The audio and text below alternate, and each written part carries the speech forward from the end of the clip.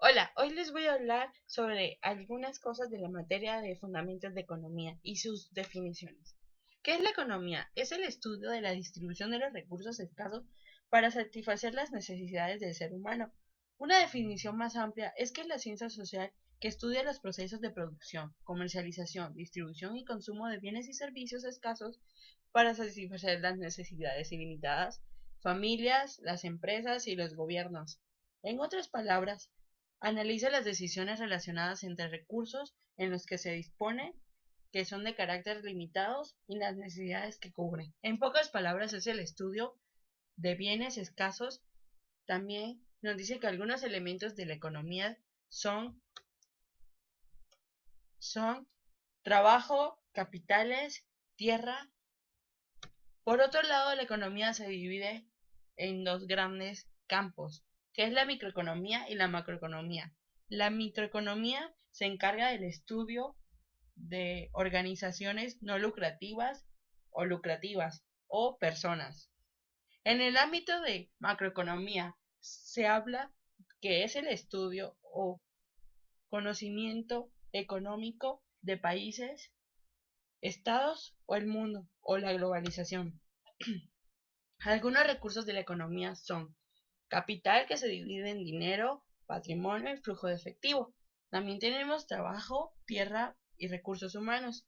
La economía de casa es aquella que nos habla sobre ingresos y egresos que tenemos, los patrimonios, la tecnología, que es como luz, agua, teléfono, etcétera, hipotecas, y los recursos humanos, que son nuestros papás o nosotros mismos que trabajamos. Algunos protagonistas de la economía o los agentes de la economía son privados y públicos. En los privados tenemos que la economía doméstica y empresas. Y en público tenemos el sector público. En la economía doméstica se habla del consumo de servicios y bienes, que se maximiza su utilidad. En la, en la empresa se producen los bienes y servicios que crean trabajos y maximizan sus beneficios. En el sector público se establece el marco jurídico institucional y asignan algunos recursos tales como carretera y postes y cosas así. Entre ellos se establece el flujo circular de la renta. Bueno, por otro lado les voy a explicar sobre la eficiencia económica. La definición que es la eficiencia económica nos dice que es el cumplimiento de los supuestos, es decir, que todos los bienes pueden proveerse por el mercado. Información perfecta, competencia perfecta, monopolística. Tenemos ahí. También tenemos que está justificado y que existen situaciones ineficientes en la economía, como los fallos de mercado, incompetencia perfecta que tenemos los oligopolios, los monopolios naturales, bienes públicos y efectos externos de la información. También tenemos que las causas de la intervención del estado de actividad económica se justicia de valor, la falta de equidad en los mercados y la corriente. Casos opuestos. La corriente de casos opuestos, corriente liberal y corriente colectivo. La competencia monopolística nos dice que existen muchas empresas y que hay libertad entre entrada y salida de productos o servicios del mercado. Se venden productos muy semejantes en que los productores inviertan de diferencias caras o los consumos a través de la publicidad. Y hay una competencia muy fuerte. En los oligopolios tenemos que existen un número reducido de las empresas. Hay fuertes barreras de entrada al mercado, se vende un único producto y también nos dice que la competencia es muy fuerte. En los en la competencia perfecta existen multitud de pequeñas empresas. Hay libertad entre entrada y de salida al mercado. Se venden productos no diferentes pero muy semejantes. La competencia es muy grande. En el duopolio nos habla que son dos empresas que se reparten el mercado de una manera o un oligopolio colusivo. Esto nos dice o nos habla, un ejemplo burdo es la empresa de Televisa y TV Azteca, que se han repartido por otro lado el mercado. Bueno, les hablaré de la oferta. Es la cantidad de productos o servicios ofrecidos en el mercado. En la oferta, ante un aumento de precio, aumenta la cantidad ofrecida. En la curva de la oferta nos dice que no se puede ver cuando el precio es muy bajo y ya no es rentable para ofrecer ese producto o servicio en el modo. Por lo tanto, la cantidad ofrecida es de cero. En desplazamiento de la curva de la oferta se producen las modificaciones del precio, por ejemplo, los incentivos o la fabricación de un determinado producto. Se produce un desplazamiento de la curva. Si en esto, es decir, que al mismo precio habrá más o menos interesados en ofertar o mayor cantidad ofrecida al mercado. La demanda es la cantidad de bienes o servicios que los compradores intentan adquirir en el mercado. La curva de la demanda es un medio en el que la ley determina que al subir un precio de un bien o servicio demandado, de este disminuye o la diferencia de los cambios u otros factores determinan un desplazamiento de la curva. No obstante, la variación de cantidades de bienes y servicios del precio. Desplazamiento de la curva en la demanda. Se produce una modificación diferente al precio. Por ejemplo, en los hábitos de consumo, al ponerse de moda un producto o dejarse de usarlo debido a la aparición de otro, se produce un desplazamiento de la curva de la demanda. Esto significa que al mismo precio habrá más o menos interesado en demandar o el producto. En la elasticidad de la demanda tenemos la demanda elástica. Es cuando la variación de precio o la variación de la cantidad demandada es mayor a la del precio. Por ejemplo, en el caso de bienes de lujo suele pasar que ante un aumento de precios la cantidad demandada baja mucho más porcentualmente. Un ejemplo que nos estaban dando en clase era que cuando tenemos, hagan de cuenta, un celular eh, caro y este celular, por más que la demanda baje porcentualmente de este celular, pues es más caro. La demanda inelástica es cuando ante la variación del precio la cantidad demandada varía menos que la del precio. Por ejemplo, en algunos alimentos de la canasta básica, por más que haya un aumento importante de su precio, la cantidad demandada varía demasiado. En la ley de la oferta y la demanda nos dice que se refleja la relación que existe entre un bien en el mercado y la cantidad del mismo, que está ofrecido en base del precio que establezca en ese punto de equilibrio. Se da en la ley en el precio en el que los consumidores estarán dispuestos también a pagar o servicios de este ofrecido. Esto nos habla que si nosotros tenemos un ejemplo es que en la oferta y la demanda entre esto, póngale usted, estos son marcas de sobrante. Si estos desobrantes o sea, no hubiera mucha producción de esto, los desobrantes van a ser caros. En cambio, cuando hay a mayor demanda, los desobrantes bajan su costo. Entonces, eso es la ley de la oferta y la demanda, que entre más demanda hay, el producto es más barato, o sea, la oferta.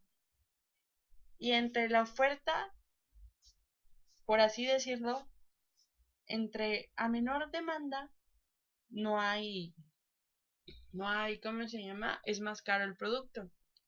También tenemos el equilibrio de mercado. El equilibrio de mercado se da en el punto en el que los demandantes o oferentes se oponen a un común acuerdo y la cantidad que nos están dispuestos a adquirir un determinado precio es la misma que están dispuestos a venderse en el mismo precio. Por ejemplo, ahí nos dice que, que tanto la empresa como el proveedor o el distribuidor que los vende o así, se tienen que poner de acuerdo para que ninguno de los dos tenga ni pierda ni, ni, ¿cómo se llama? Ni gane o sea, más uno que el otro. O sea, ahí mismo tienen que poner una balanza para que los dos tengan un equilibrio. En el punto de equilibrio es aquel nivel de actividad en la empresa ni gana ni pierde dinero. Su único beneficio es de cero. El exceso de demanda es un precio menor que el equilibrio. La cantidad demandada es mayor que la cantidad ofrecida, al que resulta un exceso de demanda. El exceso de oferta es un precio mayor al que el equilibrio de la cantidad demandada es menor que la cantidad ofrecida, que resulta un exceso de oferta. Bueno, Les voy a hablar también de la balanza de pago. ¿Qué es la balanza de pago?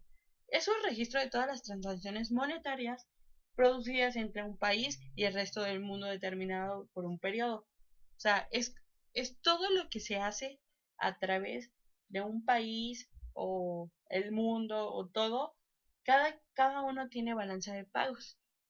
La estructura de la balanza de pago se divide en ingresos y gastos, que es la balanza por cuenta corriente, que nos dice la balanza comercial, servicios, turismos y otros servicios que produce el país o algún determinado, las rentas y las transferencias del corriente. También tenemos saldo, capital, que es la balanza de capital. La variación neta de pasivos y variación neta de activos es la balanza financiera. Inversión directa, inversión de cartera, otras inversiones y derivados financieros. Movimiento de netos de reserva. El saldo son errores y omisiones. Bueno, por otro lado, la tasa de interés son los precios del dinero. Por ejemplo, si una persona, empresa o gobierno requiere dinero para adquirir bienes o financiamiento sus operaciones y solicita un préstamo, el interés que se paga sobre el dinero solicitado será el costo que tendrá que pagar por ese servicio. Por ejemplo, cuando compras algo en, en esos almacenes que te dicen sin cosas de interés o te lo cobran, eso es lo que tú estás pagando. Esa es la tasa de interés, como el dinero extra que te dan por ese servicio, o por así decirlo.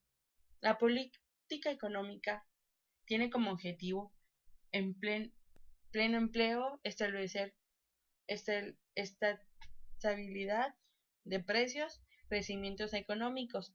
Tenemos los tipos de política económica, tenemos política fiscal, política exterior, política monetaria. ¿Qué es el PIB? El PIB es el valor monetario de los bienes y servicios finales producidos por una economía en un periodo determinado. Para que un PIB funcione necesitamos un producto, inversión, ahorro y tecnología. Y sus siglas son PIB, que significa Producto Interno Bruto. El índice nacional del precio del consumidor es el indicador de inflación más importante, ya que nos representa el cambio en el nivel de los precios minoristas para las cestas básicas del consumidor. El desempleo. El nivel de desempleo es uno de los indicadores más importantes que hacen referencia a la condición de una económica dada. Política económica. La política económica se hace referente a todas las acciones que el gobierno adopta en el ámbito económico para salir adelante. Bueno, la política educativa es una serie de lineamientos y directrices que los organismos con competencia en materia de la educación emiten para dirigir las acciones que esta área desarrolla en un entorno determinado. Bueno, por otro lado, el gasto público es la suma de todos los gastos realizados por instituciones, entidades, organismos integrantes del sector público. De una economía nacional se comprende el gasto realizado por los estados, organismos autónomos, las corporaciones locales, las empresas públicas y la seguridad social.